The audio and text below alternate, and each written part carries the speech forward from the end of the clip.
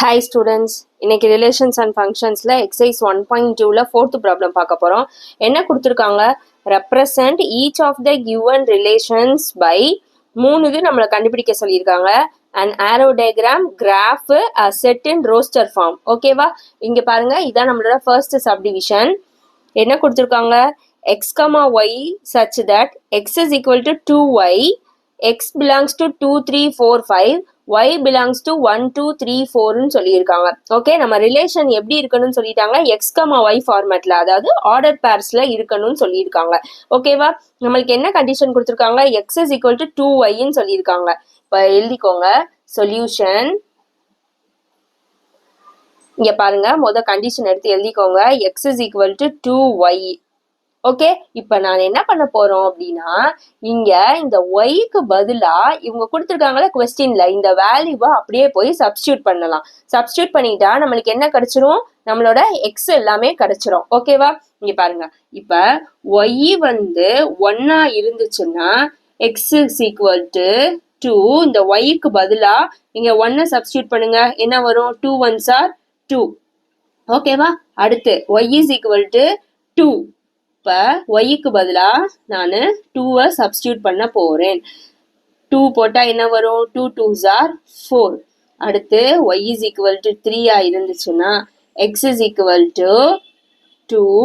ஒய்க்கு பதிலாக 3 சப்ஸ்டியூட் பண்ணுங்க, 2 3s are 6. அடுத்து என்ன இருக்கு, 4 இருக்கு. So y is equal to 4, x is equal to 2, ஒய்க்கு பதிலாக 4, 2 4s are 8.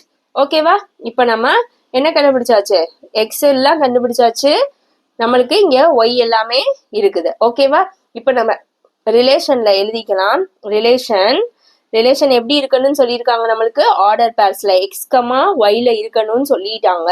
இப்போ எக்ஸ் கமா ஒய்ல எப்படி எழுதுறது, நம்ம என்ன எழுதணும், எக்ஸ் எடுத்து எழுதணும். எக்ஸ் என்ன இருக்கீங்க 2, ஒய் என்ன இருக்கீங்க 1. அவசரத்துல 1,2 2,4ன்னு எழுதிடாதீங்க, அது தப்பு. எப்பயும் நம்ம எதை எடுத்து ஃபர்ஸ்ட் எழுதணும், 2 தான் ஃபர்ஸ்ட் எழுதணும். ஸோ எக்ஸோட வேல்யூ 2, ஒய்யோட வேல்யூ 1. ஓகே, அடுத்து எக்ஸோட வேல்யூ தான் ஃபர்ஸ்ட் எழுதணும் 4, ஒய்யோட வேல்யூ செகண்ட் எழுதணும் 2. ஓகே, நெக்ஸ்ட் இங்க என்ன இருக்கு, 6 இருக்கு. ஆனா இந்த கொஸ்டின்ல பாருங்க, எக்ஸ் பிலாங்ஸ் டு என்னன்னு சொல்லியிருக்காங்க, 2 3 4 5 தான் சொல்லியிருக்காங்க. அங்க 6 எல்லாம் இல்ல, ஸோ அதை எழுத தேவை இல்லை. ஓகே, அடுத்து என்ன இருக்கு, எக்ஸோட வேல்யூ 8 இருக்கு. அங்க கொஸ்டின்ல பாருங்க 8 இல்ல, 2 3 4 5 தான், 8 இல்ல. அதனால நம்ம 8ஐயும் எடுத்து எழுத கூடாது, அதோட ஸ்டாப் பண்ணிடலாம். இதுதான் நம்மளோட ரிலேஷன். ஓகேவா, புரிஞ்சுதா? இப்ப நம்மளுக்கு 3 கண்டிஷன் கொடுத்துருக்காங்கல்ல, 3 ஃபைண்ட் பண்ணணும். என்னென்னது, first one, an arrow diagram,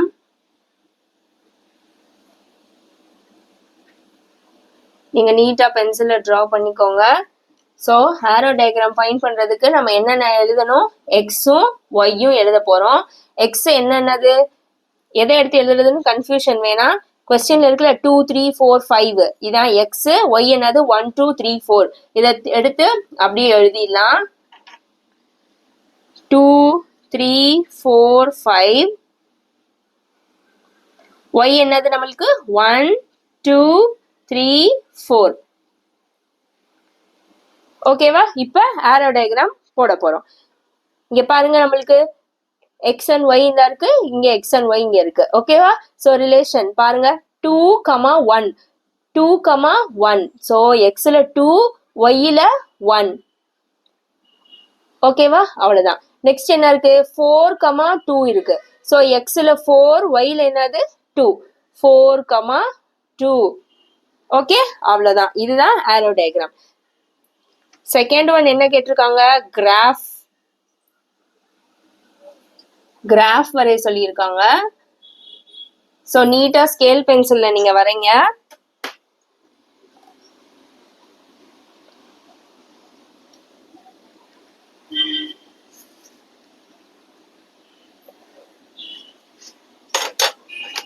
so X axis, இது நம்மளோட ஒய் ஆக்சிஸ். 0 1 2 3 4 5. 5 வரைக்கும் போட்டா போதும். ஏன்னா நம்மளுக்கு எக்ஸ்ல எவ்வளவுதான் இருக்கு, 5 வரைக்கும் தான் இருக்குது. ஸோ 5 வரைக்கும் போட்டுக்கோங்க. ஒய்லயும் அதே மாதிரி 5 வரைக்கும் எழுதிக்கலாம். 1 2 3 4 and 5. ஓகேவா? இப்ப பாருங்க. ஸோ இந்த ரிலேஷன்ல பாருங்க, ஃபர்ஸ்ட் என்ன இருக்கு, 2,1 இருக்குது. 2,1. ஸோ மொதல் 2 எக்ஸ் ஆக்சிஸ்ல பார்க்கணும், 1 வந்து இங்க ஒய் ஆக்சிஸ்ல பார்க்கணும். ஸோ இதுதான் நம்மளோட 2,1. ஓகேவா? நெக்ஸ்ட் என்னது, 4,2. 4,2. 4 எங்க பார்க்கணும், எக்ஸ் ஆக்சிஸ்ல பார்க்கணும். 2 எங்க பார்க்கணும், ஒய் ஆக்சிஸ்ல பார்க்கணும். ஸோ 4,2 இதுதான் நம்மளோட 4,2. ஓகேவா? அவ்வளவுதான், சிம்பிள். நெக்ஸ்ட் தேர்ட் என்ன ஃபைண்ட் பண்ண சொல்லியிருக்காங்க, a certain roster form. Roster ஃபார்ம்ல எழுதணும்னு சொல்லியிருக்காங்க. ரொம்ப ஈஸி. நம்ம ஆர்டர் பேர்ஸ்ல எழுதுவோம்ல, அதுதான் ரோஸ்டர் ஃபார்ம். ஓகேவா? நம்ம ஆல்ரெடி எழுதியிருக்கோம் பாருங்க, மேல ரிலேஷன் ஃபைண்ட் பண்ணி எழுதியிருக்கோம்ல, இப்படி ஆர்டர் பேர்ஸ்ல எழுதுறோம்ல, இதுதான் என்ன ஃபார்ம், ரோஸ்டர் ஃபார்ம். அதை அப்படியே தூக்கி எழுதிருங்க கீழே. அவ்வளவுதான். R is equal to first என்ன இருக்கு, 2,1. நெக்ஸ்ட் இருக்கிறது 4,2. அவ்வளவுதான், simple. Okay, next second subdivision பார்க்கலாம். ரிலேஷன் எப்படி இருக்கணும்னு சொல்லிட்டாங்க, எக்ஸ் கமா ஒய்ல, அதாவது ஆர்டர் பேர்ல இருக்கணும்னு சொல்லிட்டாங்க. நம்மளுக்கு ஒரு கண்டிஷன் கொடுத்துருக்காங்க, என்னது, y is equal to x plus 3. எக்ஸும் ஒய்யும் எப்படி இருக்கணும்னு சொல்லியிருக்காங்க, நேச்சுரல் நம்பர்ஸ் சொல்லிட்டாங்க, லெஸ் தென் 10ன்னு கொடுத்துருக்காங்க. ஓகேவா? நேச்சுரல் நம்பர்ஸ்னா நம்மளுக்கு எதுல இருந்து ஸ்டார்ட் ஆகும், 1ல இருந்து ஸ்டார்ட் ஆகுமா? அப்ப எக்ஸும் ஒய்யும் என்னன்னு சொல்லிட்டாங்க, நேச்சுரல் நம்பர்ஸ் சொல்லிட்டாங்க. ஸோ எக்ஸ் என்னது, 1 2 3 4 5 6 7 8 9. 9ஓட ஸ்டாப் பண்ணிக்கலாம். ஏன், இங்க லெஸ் தென் 10 மென்ஷன் பண்ணியிருக்காங்க, அதனால நம்ம 9ஓட ஸ்டாப் பண்ணிக்கலாம். அடுத்து என்னது, ஒய் எழுத போறோம். ஒய்யும் என்னதான், அதே நேச்சுரல் நம்பர்ஸ் தான், லெஸ் தென் 10ன்னு சொல்லியிருக்காங்க. ஸோ ஒய்யுக்கும் அதே எலமெண்ட்ஸ் தான் வரும். 1 to 9 வரைக்கும் எழுதியாச்சு. ஓகே, இப்ப பாருங்க என்ன கண்டிஷன் கொடுத்துருக்காங்க நம்மளுக்கு, y is equal to x plus 3 அப்படின்னு சொல்லிட்டாங்க. ஓகே, இப்ப ஃபர்ஸ்ட் சப்டிவிஷன்ல நம்ம எப்படி சப்ஸ்டியூட் பண்ணி வேல்யூ கண்டுபிடிச்சோம், அதே மாதிரி இங்கேயும் பண்ண போறோம். இப்ப எக்ஸுக்கு 1ன்னு எடுத்தோம் அப்படின்னா, எக்ஸுக்கு பதிலாக 1 சப்ஸ்டியூட் பண்ணுங்க. Sorry, y is equal to 1 plus 3 என்ன வரும், 4. அடுத்து எக்ஸோட வேல்யூ நீங்க 2ன்னு எடுத்தீங்கன்னா, y is equal to xக்கு பதிலாக 2 substitute பண்ணுங்க. 2 plus 3 என்னது, 5. அடுத்து xக்கு என்ன substitute பண்ண போறோம், 3 substitute பண்ண போறோம். 3 plus 3 6. அடுத்து xக்கு 4 போடுங்க. y is equal to 4 plus 3 7. அடுத்து 5. y is equal to 5 plus 3 8. அடுத்து 6 போடுங்க. y is equal to 6 plus 3 என்ன ஆயிடுச்சுங்க, 9. அடுத்து என்ன போடலாம், 7 எடுக்கலாமா? 7 எடுத்தோன்னே என்ன ஆயிடும், 7 plus 3 என்னன்னு ஆயிடும், இங்க 10ன்னு ஆயிடும். ஆனா நம்மளுக்கு என்ன கண்டிஷன், 9 வரைக்கும் தான், அப் டு 9 வரைக்கும் தானே இருக்கு. ஒய்ல எது வரைக்கும் இருக்கு, 9 வரைக்கும் தான் இருக்குது. அப்ப ஒய் வந்து 9ஓட ஸ்டாப் பண்ணிக்கலாம். ஒய்ல இங்க பாருங்க, நம்மளுக்கு இங்க 9 வரைக்கும் வந்துருச்சா, நீங்க அடுத்து 7 போட்டீங்கன்னா என்ன ஆயிடும், 10 ஆயிடும். அப்ப இங்க நம்மளுக்கு இங்க 10 இல்ல. ஓகே, சோ இது வரைக்கும் கண்டுபிடிச்சா போதும், ஸ்டாப் பண்ணிக்கலாம். இப்ப நம்ம ஆர்டர் பேர்ஸ்ல எழுதிக்கலாம், கொஞ்சம் ஈஸியா இருக்கும் அடுத்து ஃபைண்ட் பண்றதுக்கு. சோ ரிலேஷன் என்னன்னு சொல்லியிருக்காங்க, எக்ஸ் கமா ஒய்ன்னு சொல்லிட்டாங்க. எழுதிக்கலாமா? இப்ப நம்ம எக்ஸுக்கு 1 போடும்போது நம்மளுக்கு ஒய் என்ன கிடைச்சிச்சு, 1 கிடைச்சது.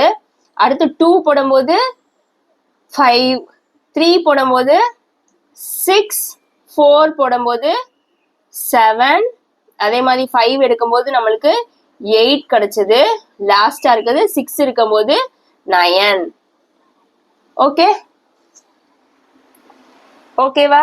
இப்ப நம்ம என்ன கண்டுபிடிக்க போறோம், 3 இது நம்ம கண்டுபிடிக்க சொல்லியிருக்காங்களே, ஆரோ டயக்ராம், நெக்ஸ்ட் கிராஃப், அடுத்து என்ன கண்டுபிடிக்க போறோம், ரோஸ்டர் ஃபார்ம்ல எழுத போறோம். ஓகேவா? ஃபர்ஸ்ட் என்னது, an arrow diagram. நீங்க நீட்டா பென்சில்ல டிரா பண்ணிக்கோங்க. ஆரோ டயக்ராம் வரைய போறோம். ஸோ நம்மளுக்கு எத்தனை எலமெண்ட்ஸ் இருக்கு? எக்ஸ்ல 1ல இருந்து 9 வரைக்கும் இருக்கு. அடுத்து ஒய்ல எத்தனை இருக்கு? அதுலயும் 1ல இருந்து 9 வரைக்கும் இருக்குது. அப்படிதானே?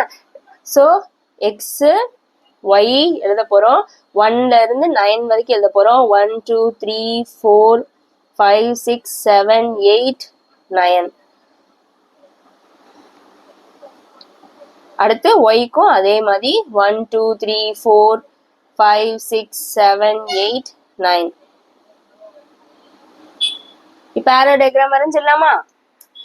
இங்க பாருங்க, இந்த ரிலேஷன்லயே பார்த்து நம்ம மேட்ச் பண்ணிடலாம். அப்புறம் கொஞ்சம் ஈஸியா இருக்கும். என்னது 1 போடும்போது நம்மளுக்கு என்ன கிடைச்சது? 4 கிடைச்சதா? ஸோ 1ல இருக்கும்போது 4.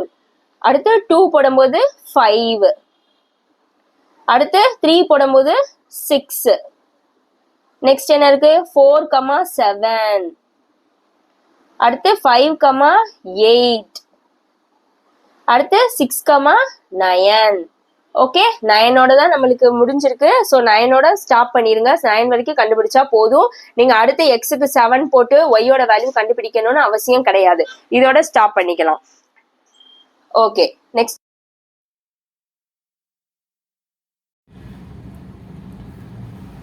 ஸோ கிராஃப் வரைய போறோம். நம்மளுக்கு எத்தனை எலமெண்ட்ஸ் இருக்கு? 9 வரைக்கும் இருக்குது. ஸோ 9 வரைக்கும் நம்ம எழுதிக்கலாம். ஓகேவா?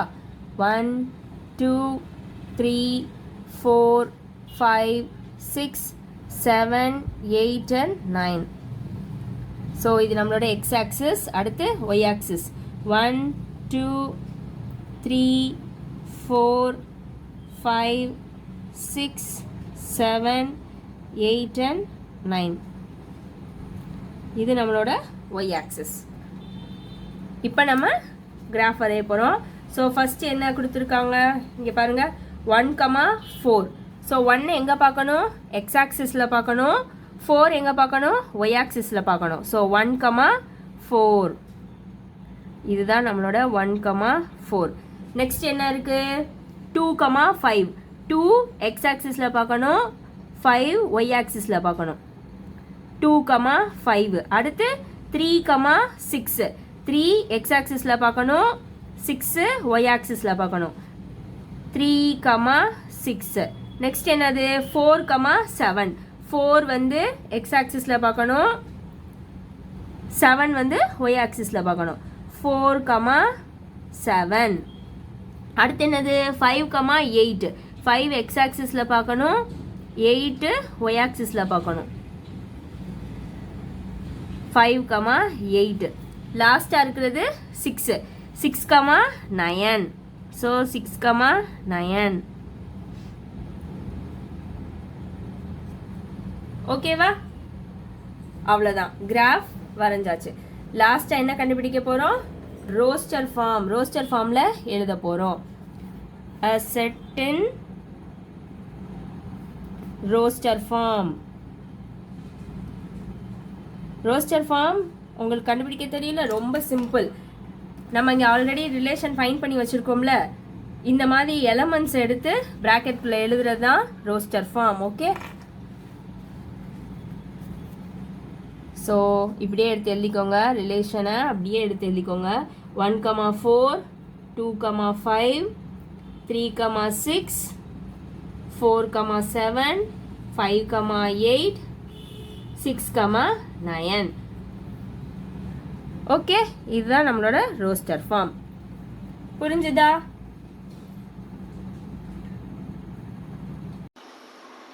ஓகே, இப்போ 5th ப்ராப்ளம் பார்க்கலாம். கொஸ்டின் பெருசா இருக்கே, ஆன்சர் ரொம்ப பெருசா இருக்குமோன்னு நினைக்காதீங்க. ரொம்ப சிம்பிளான ப்ராப்ளம். நான் 1 by 1 எக்ஸ்பிளைன் பண்றேன், கவனிங்க. A company has 4 categories of employees given by assistants, clerk, managers and an executive officer. அதாவது ஒரு கம்பெனியில எம்ப்ளாயீஸ் இருப்பாங்கல்ல, அந்த மாதிரி எம்ப்ளாயீஸ் இருக்காங்க. அவங்கள 4 கேட்டகரியா பிரிச்சிருக்காங்க. யார் யாரெல்லாம் இருக்காங்க? அசிஸ்டன்ட்ஸ் இருக்காங்க, கிளர்க்ஸ் இருக்காங்க, மேனேஜர்ஸ் இருக்காங்க அண்ட் எக்ஸிக்யூட்டிவ் ஆஃபீஸர்ஸ் இருக்காங்க. ஓகேவா?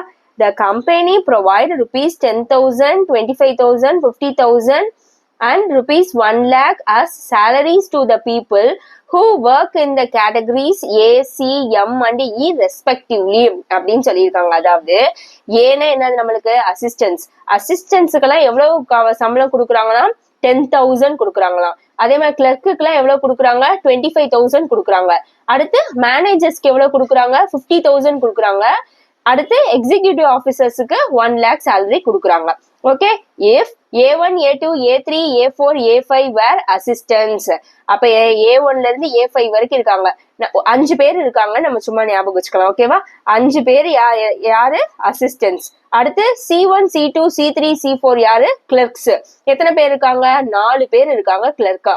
அடுத்து M1, M2, M3 யாரு? மேனேஜர்ஸ். அப்ப எத்தனை மேனேஜர் இருக்காங்க? 3 பேர் இருக்காங்க. அடுத்து எக்ஸிகியூட்டிவ் ஆபீசர்ஸ் எத்தனை பேர்? E1 and E2 2 பேர் இருக்காங்க.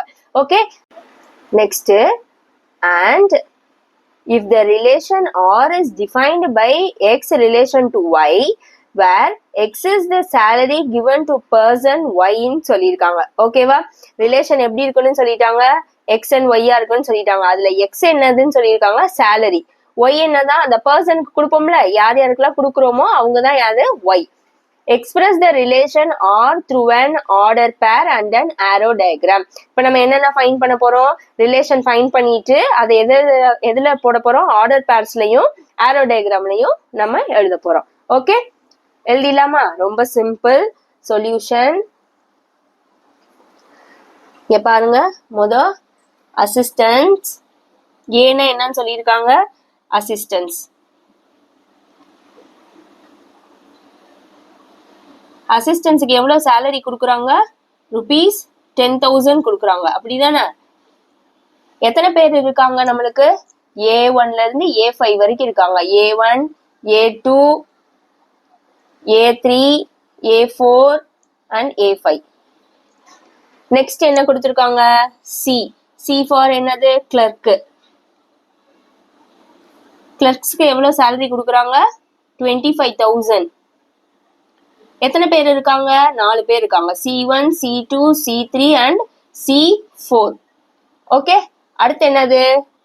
M, managers. மேனேஜர்ஸ்க்கு எவ்வளவு சேலரி கொடுக்குறாங்க? 50,000. மேனேஜர்ஸ் எத்தனை பேர் இருக்காங்க நம்மளுக்கு? 3 பேர் இருக்காங்க. M1, M2, M3. லாஸ்டா இருக்கிறது E, executive officers.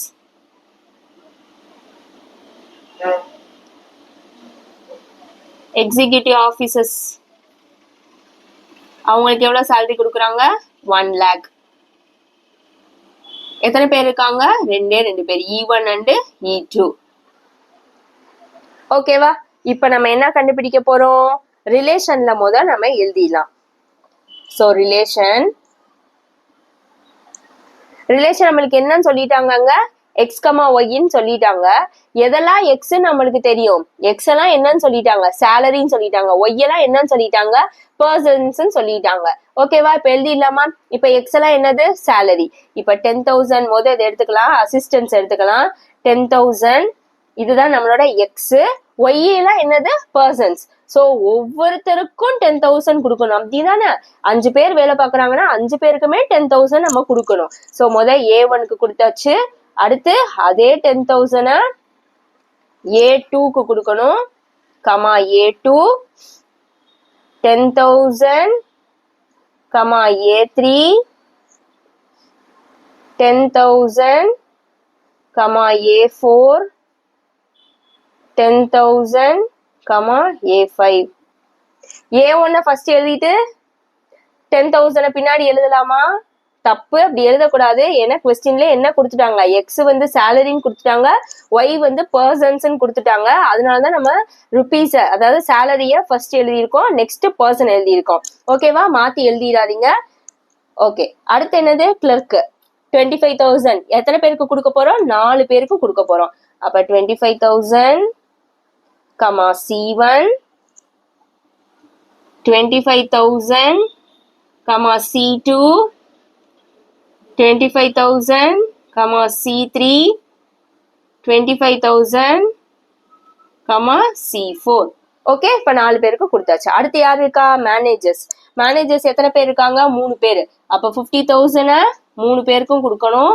50,000 M1, 50,000 M2, 50,000, M3. Okay, லாஸ்டா இருக்கிறது எக்ஸிக்யூட்டிவ் ஆஃபீஸர்ஸ். எத்தனை பேர் இருக்காங்க? 2 பேர். 2 பேருக்குமே எவ்வளவு கொடுக்க போறோம்? 1 lakh கொடுக்க போறோம். சேலரியை தான் ஃபர்ஸ்ட் எழுதணும். அதனால சேலரிஸ் எழுதிக்கலாம். E1 அதே 1 lakh, E2. ஓகே, புரிஞ்சுதா? இப்ப ரிலேஷன்ல நம்ம எழுதியாச்சு. நெக்ஸ்ட் என்ன எழுதணும்? இது ஃபர்ஸ்ட் ஒன். நெக்ஸ்ட் நம்மள என்ன எழுத சொல்லிருக்காங்க? an arrow diagram. arrow diagramல salaries எழுதிக்கலாம். x தான் salaries நம்மளுக்கு, அப்படிதானே? salaries எழுதிக்கலாம். 10,000, அடுத்து 25,000,